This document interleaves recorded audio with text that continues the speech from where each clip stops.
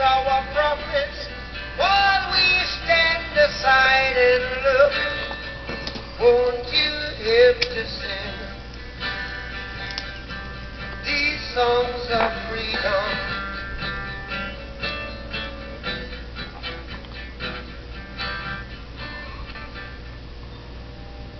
On November 22nd, 1963, the day he was shot, John Kennedy lost a lot of things.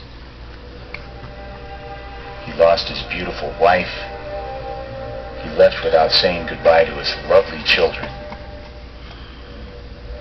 And although we don't think about it much, he lost the ability to have any effect on what the history books would say about him. Napoleon said that history books are written by the winners, but I don't think we really appreciate what that means.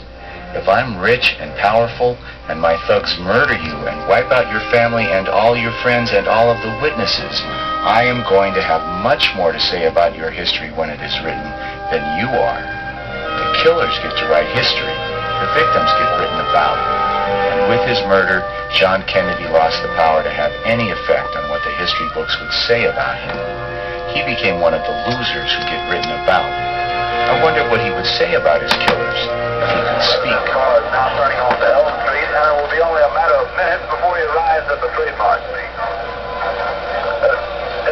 It appears as though something has happened in the motorcade route. Something, I repeat, has happened in the motorcade route. There's numerous people running up the hill alongside Elm Street, there by the Simmons Freeway. Several police officers are rushing up the hill at this time.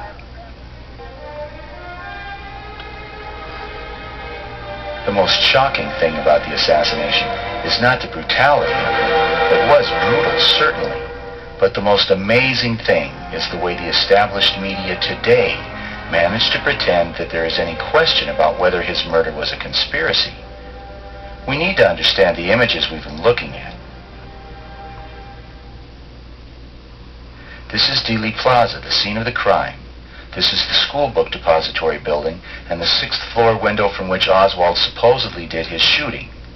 Abraham Zapruder was standing here with his home movie camera when he took the graphic pictures you just saw of the assassination, the Zapruder film.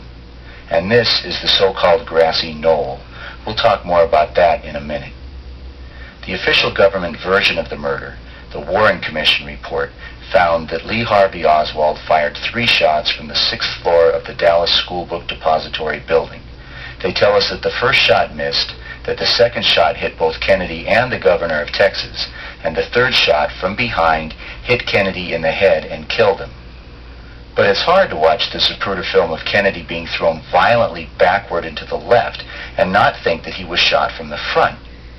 This is Dr. Cyril Wecht. As the former head of the American Academy of Forensic Sciences, he is the expert elected by the experts to represent them. If you have that kind of force slamming into the rear of somebody's head, then that should drive the individual forward. But instead, we have him moving backward and to the left. That suggests the very distinct possibility of another shot having been fired in synchronized fashion from the right side, the so-called grassy knoll area.